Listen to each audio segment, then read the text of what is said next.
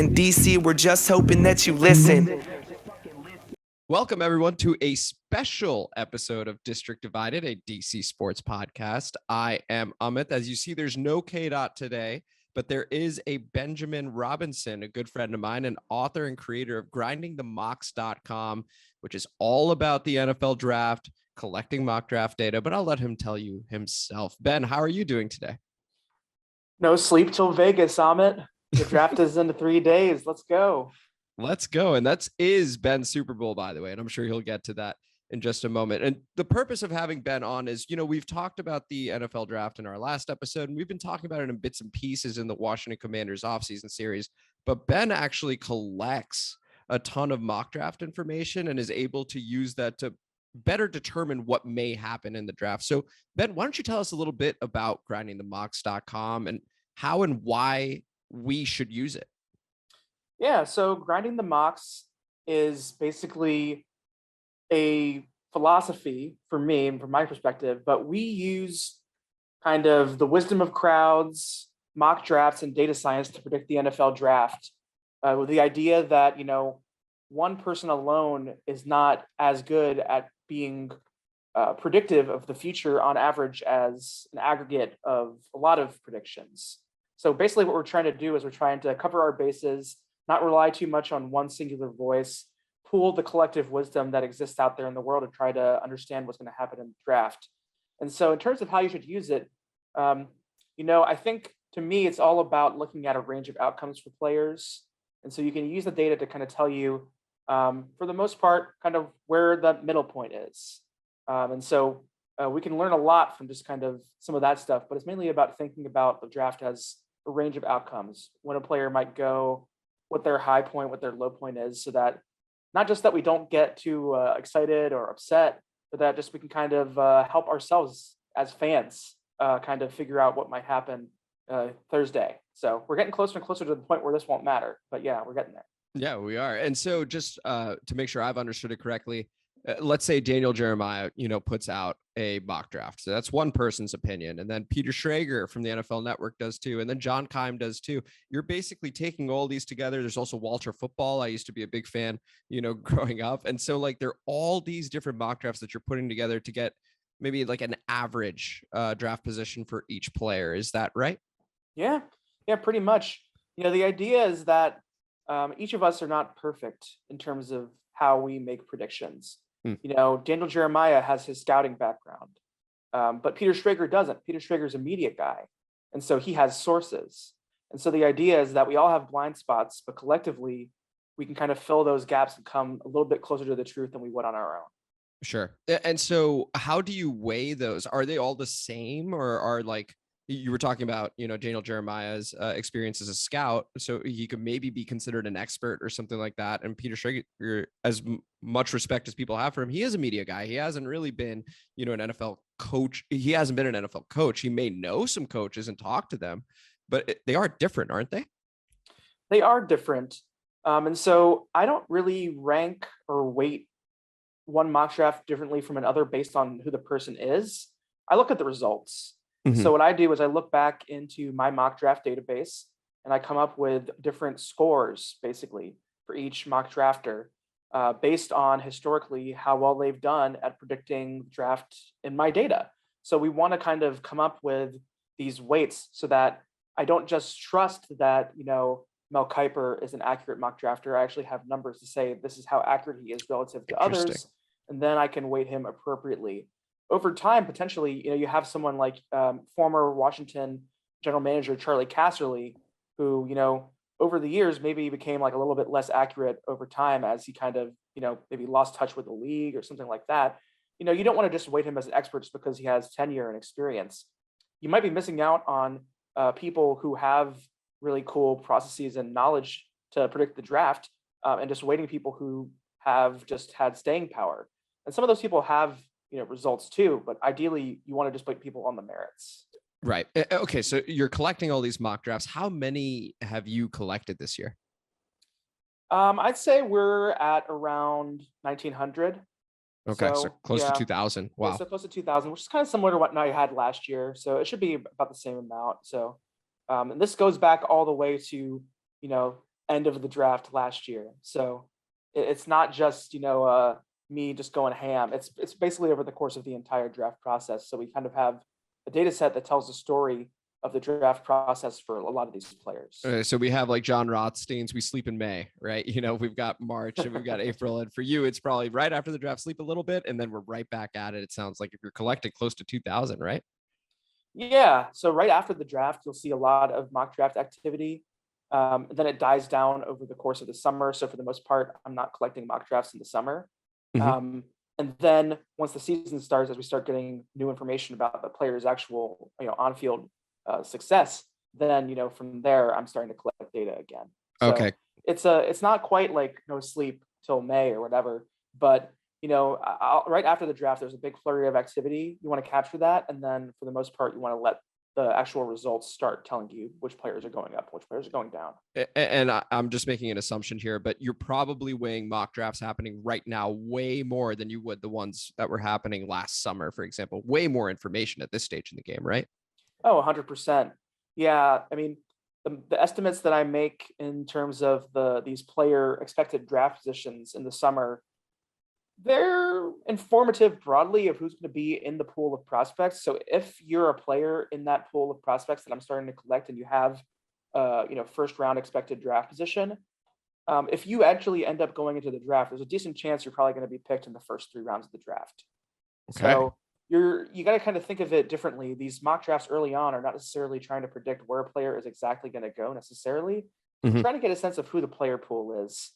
Right now, we know who the player pool is. Right now, I have about 300 players who have an expected draft position calculation in my data set.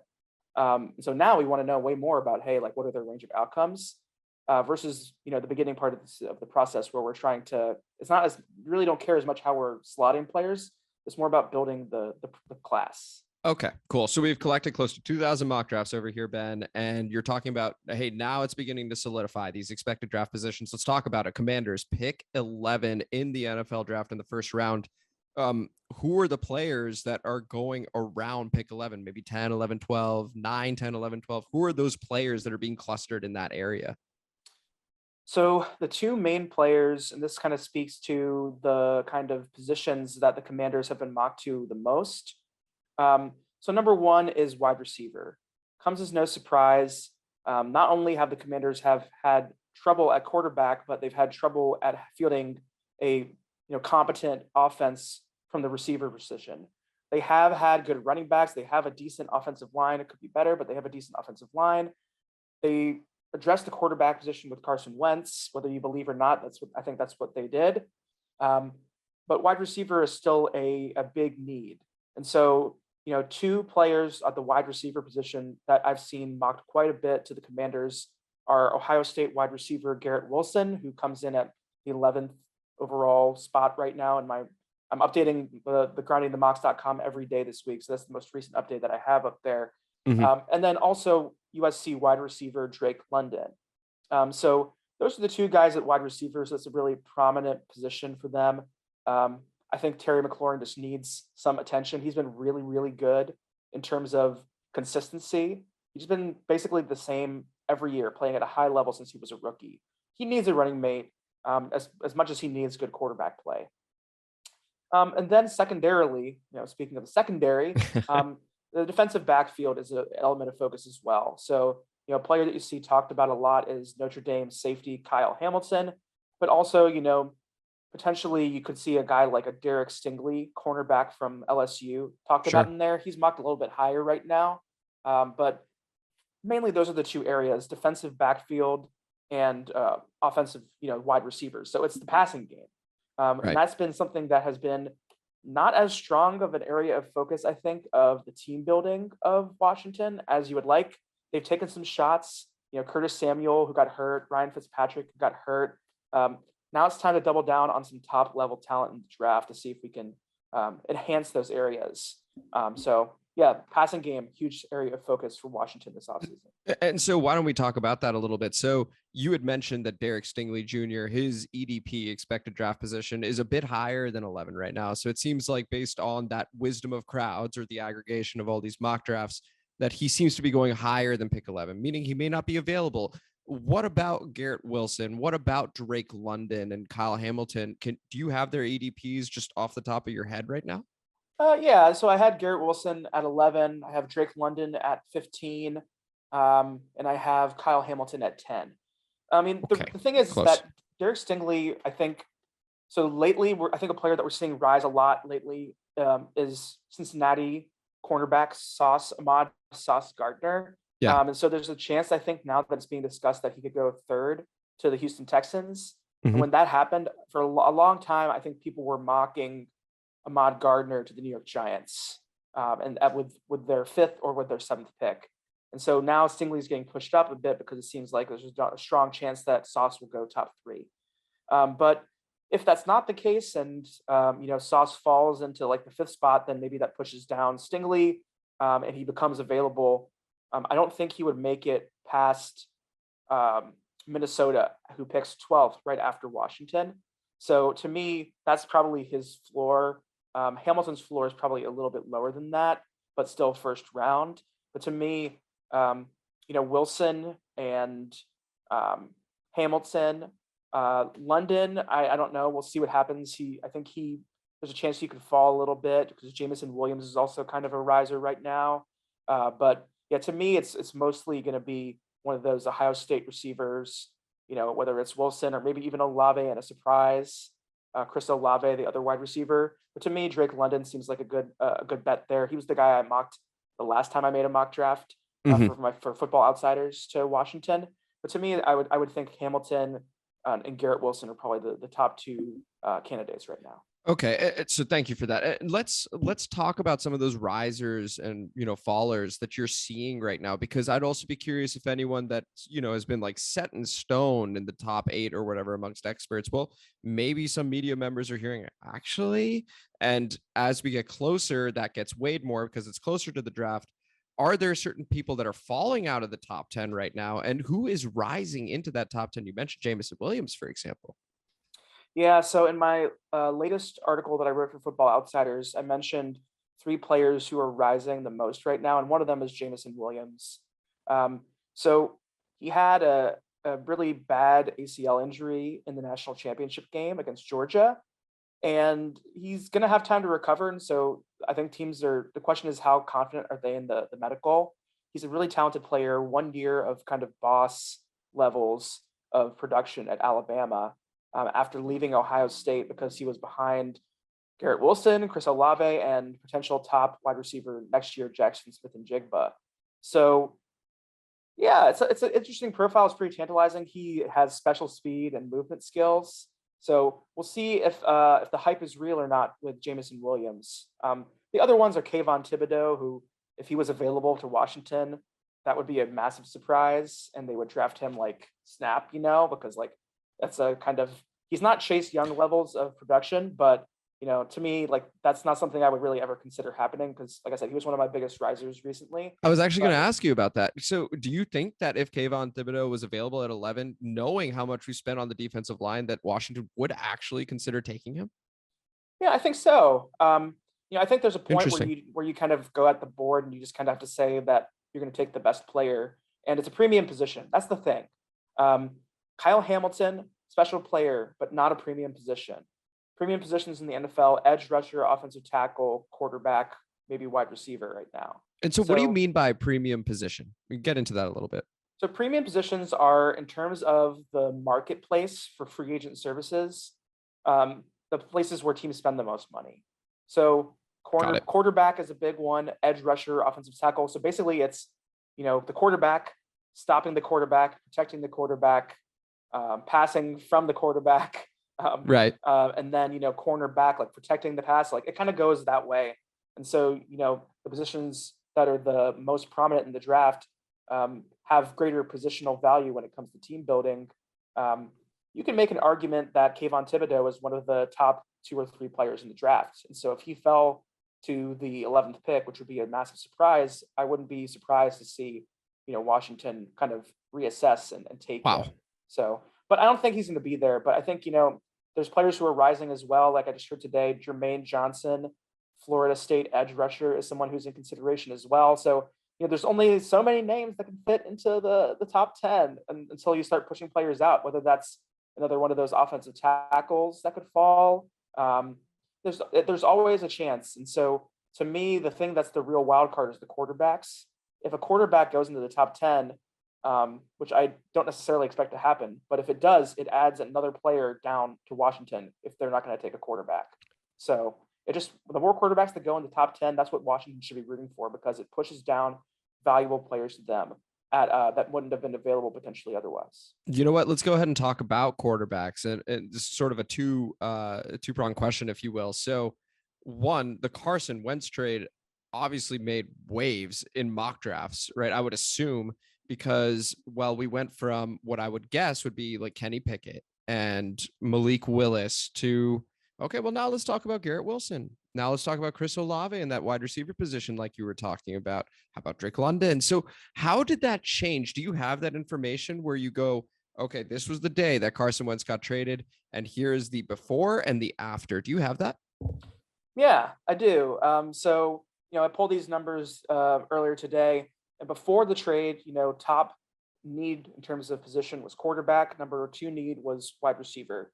And then you flip that around, and it's the number 1 need is the wide receiver, and the number 2 need is the defensive secondary.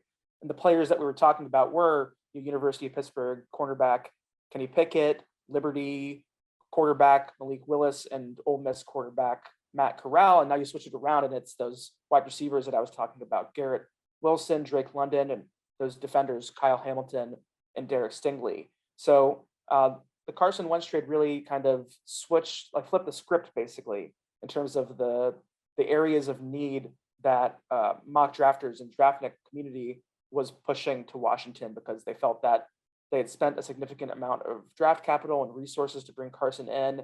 And because of that they weren't going to address quarterback, at least not in the first round.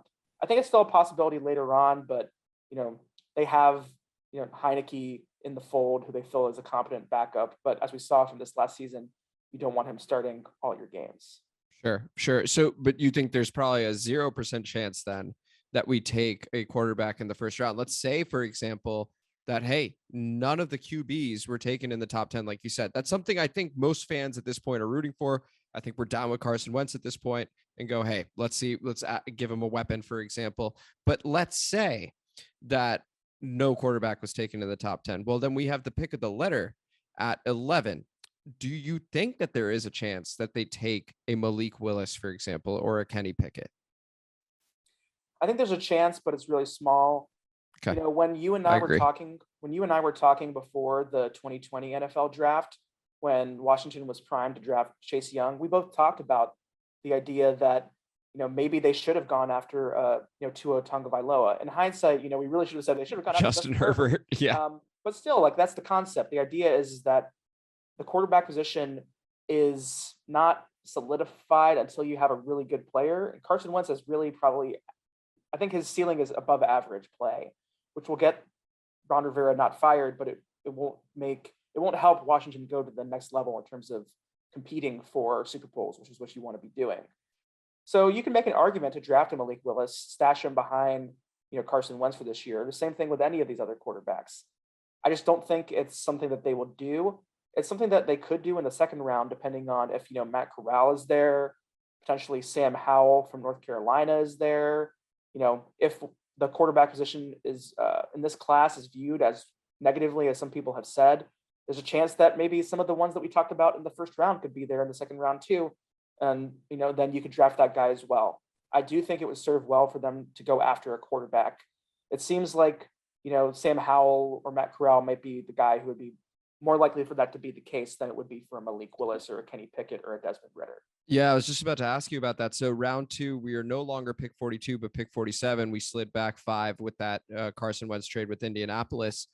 Do you happen to have information about that second round pick?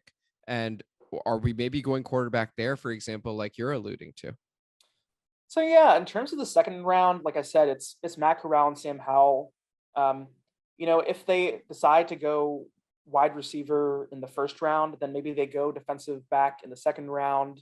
And in terms of the players that are available there, you have a guy like The safety position, Lewis Seen from Georgia, who I think could be a Heavy hitter. I like him. Yeah. Yeah, as well as Jalen Petrie from Baylor.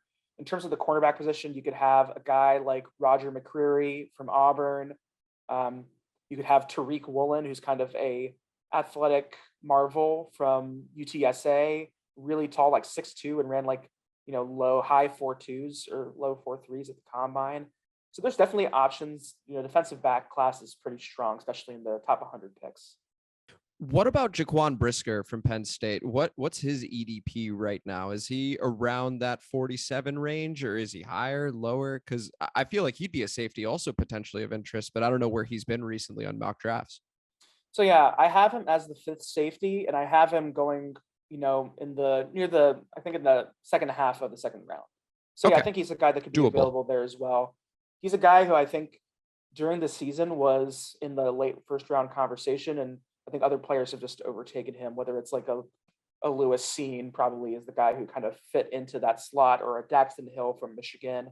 But yeah, I think he's still a top 100 player, and I think that his best football is ahead of him. I don't know that you can answer this, and I'm just going to say that right now. But you talked about a Lewis Seen, for example. Now, he got to play in a national championship. He got to play in a national semifinal. Do you see those guys rise in situations like that where they're on the national stage? Some experts and just casual fans are beginning to see these guys. For example, I don't watch a lot of college football. I mean, in DC, we don't really have a team. Some people like Maryland, for example, some people like UVA, but for me, it was always the Washington Commanders, and, used to be called the Redskins football team, etc. But I would watch, of course, the national, semifinal and national championship and stuff like that. And Lewis Seen, again, heavy hitter. That's how I knew that, was just watching a couple of games of his. Do you see an effect on their draft status and stock after those games as you're collecting data? I think you see blips. Ultimately, I weight those mock drafts not very highly, so you probably don't see it in the data as much in terms of like the charts that I have on the site. I think people notice, but ultimately at this point in the draft, I think players are more overanalyzed than underanalyzed. So you might watch the national championship game, but they've probably also watched the SEC championship game where Alabama stomped all over Georgia. Sure. Right. And so they didn't play well in that game. So, I think you got to look at the bigger picture. So hopefully, at this point, like I said, players are more overanalyzed than underanalyzed at this point. So if you've watched Lewis Seen in the national championship game, you probably watched him in other areas as well. And hopefully you've ranked him and rated him appropriately.